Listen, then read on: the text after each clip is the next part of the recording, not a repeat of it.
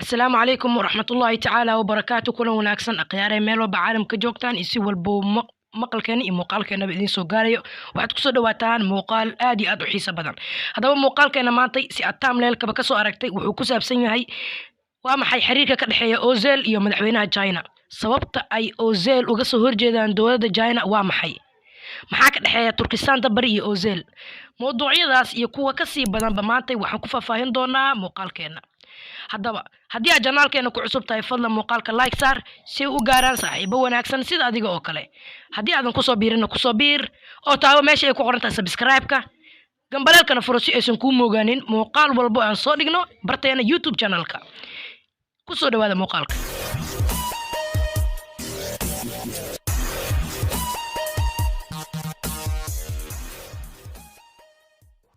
aan isku soo laabano. marka ugu horeyso marka hore waa inaan fahnaa ciyaaryahankani yuu yahay asalkiisana intuu ka soo jeedaa. ninkan lagu magacaabo hortiina ka muuqda waa magaciisu waa Mesut Ozil. wuxuu dheelaa kooxda Arsenal ee aad taqaaniinba. ninkani ninkan wadanka uu asalkiisu u dhashtay waa wadanka Turkiga, laakiin wuxuu u dheelaa xulka qaranka ee Jarmalka. haddaba waa maxay xiriirka ka dhaxeeya China iyo Ozil? haddaba maanta waxaan ku sheegi doonaa sheeko yar oo xasaasi ah. sheekadaasi haddii aad dhageysatid waxaan hubaa in aad fahmi doontid sababta Ozil ay ku haysato China iyo waa maxay xiriirka ka dhaxeeya Ozil iyo Turkistaanta bari. labadaas su'aaloodba sheeko yar ayaan kaaga sheegi doonaa. isku day bis inaad fahamtid. haddaba sheekadu way noo furan tahay. marka hore aan ku hormarno Ozil. Ozil sidaan hore kugu soo sheegay waa ciyaaryahan u dheela xulka qaranka Jarmalka. isagoo u dheelayay ayaa maalin waxaa dhacay inuu bartiisa Twitterka ku soo qoro qoraal kaan hortaada kaaga muuqda. maxay dowladda China ugu qasbaysaa dadka ku nool Turkistaanta bari? Turkistaanta bari uma ogola China in ay salaad tukadaan si ay u aqbalaan in ay China ka mid noqoto Xinjiin. maxay Turkistaanta bari u ciqaabaysaa China si ay sanin u shirin ama si dowlad dhammaystiran u samaysanin oo muslim ah? maxay ka rabaan China? China sideedaba waa wadan dhaca bariga Aasiya. wuxuu haystaa dhul ballaaran oo ku filan.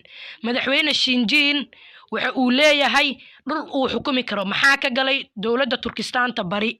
waa muslimiin way ciqaabaan. waa maxay sababta ka dhaxeeya?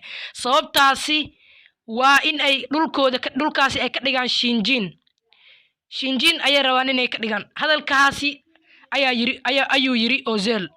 haddaba hadalkaasi wuxuu gaaray China iyadoo markaasi madaxweyne Xi Jinping uu aad iyo aad uga carooday go'aanna uu uga qaatay in Ozil uu ciqaabtiisa marin doono. haddaba gacan qaad uma qaadi karo balse waxa uu waayay ficil kale oo aanan ficilkan kuu soo sheegi doono ka habbooneen. waxa uu dhalooyinkii laga soo deyn jiray ciyaartaasi ka xanibay ciyaarihii Ozil ka xanibay in ay soo deyso ciyaar kasto ee ku jiraan Ozil. sidoo kale shirkadda Konami waa naqaanaa inteena badan Soomaalida waan dheelnaa PES 21 PES 2021 si ila tahay mar dhow ayuu soo baxay. update cusubna waa la mariyay.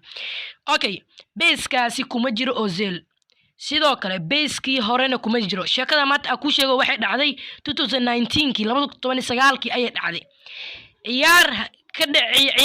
ciyaartaasi xitaa oo aad iyo aad u fiicneed waa laga soo deyn waayay China. markaas ay China go'aan ku gaartay in aysan soo deyn doonin ciyaar kasta oo uu ku jiro Ozil. haddaba sheekadii weli ma aysan dhamaanin. Turkistaanta bari ayaa sidoo kalena soo hadlay markii ciyaarta ay dhamaatay. ciyaarta intii lagu guda jiray ayaa waxa garoonkii soo galay in ka badan inta garoonka ku jirto oo laba jibaaran oo wadata calanka Turkistaanta bari. calankan ayay wataan Turkistaanta bari. sidoo kalena waxay qaarka aanan imaan karin wadankaasi waxa ay ugu mudaharaadayeen wadooyinka China si ay ciqaabta ay saartay China uga rogto Mesut Ozil iyo inay xornimo ballaaran ka hesho China. maxaa yeelay China waa wadan dhaca bariga Aasiya. sidoo kalena Turkistaanta barina wuxuu rabaa in uu noqdo sidoo kalena wadan. maxay ka rabaan China waxay ka rabaan wax kale maahan waa in dhulkaasi lagu magacaabo Turkistaanta bari ay u bedelaan maapkan hadda hortaada ka dhacayso. maapkan hortaada ka arkayso waa intaani waa China. halkan si kalena waa Turkistan bari maabka ay doonayaan in ay ka dhigaana waa sidaan halkaasi waa Xinjiang halkaana waa China Xinjiang ayaa wuxuu go'aansaday madaxweyne Xi Jinping ayaa wuxuu go'aansaday in uu ku lifaaqo magaciisa magaaladaasi si uu ugu noqoto member of China inay uga mid noqoto haddaba Mas'uud Ozil oo dhahaya waan ogahay in aan ku weydoono taageero badan oo Chinese ah kuwaas oo i taageeri jiray taasi wax igama quseeyaan waxaan ahay nin muslim ah qeyradii ku jirto damiirna leh kana soo dooday arintaasi haddaba taageerihii uu lahaa ayaa laba jibaarmay halkii uu ku waayay taageero badan uu ku lahaa dalka China haddaba waxaa aad iyo aad u laba jibaarmay jeclaanshaha ay jeclaanayaan Ozil Turkistan bari haddaba banaanbaxidan iyo sawiradan hortaada ka arkayso waxay cadeynayaan Ozil aad u jecel yihiin sidoo kale Turkistan bari kaliya uma leen Turki waxa ka buuxo indha yar aad iyo aad u badan aan ku tilmaami karin Korean Japan China way iska indha yar yihiin laakiin kuma tilmaami karo China sababta uu ficilkaas u sameeyay wax kala maahan hadii wadankaas tusaalahan ay joogi lahaayeen cadaan oo dhan uu ka leexan lahaa maxaa yeelay hadii wadankaani uu qabsado ay dadkaani mudaharaadaan waa lagu fahmayaa arintaani sidoo kale qaramada midoobay ayaa xukumaya ninkan laakiin hadii ay wadankaani u badan yihiin Chinese wuxuu dhahay wadankan waa wadankayga because dadkayga ayaa u badan laakiin dadkaasi waa muslimiin madaxweyne Xi Jinping wuxuu dadkaasi ku reegay ciqaab aad iyo aad u badan taasoo aynu masaajidada ka xiro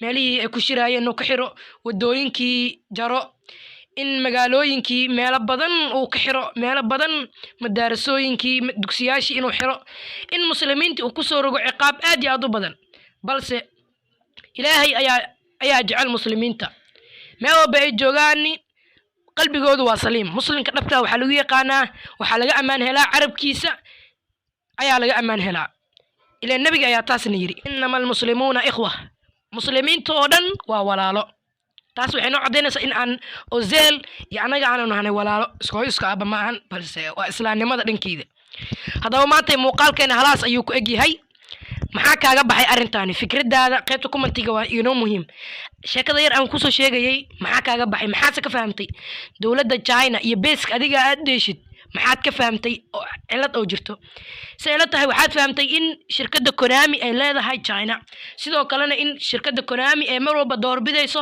hadalka ay soo yeeriyaan shirkadda China shirkadda Konami inay mar walba yeelayso hadalka dawladooda China haddaba hadii aadan taageerin oo ku farxaysay guuldarada Arsenal maxaa kaaga baxay arintaani maxaa adii fikrad ahaantaada qaybta commentiga noogu gudbi والسلام عليكم ورحمة الله تعالى وبركاته فيديوغان فيديوغي سحيق أيانو بلنا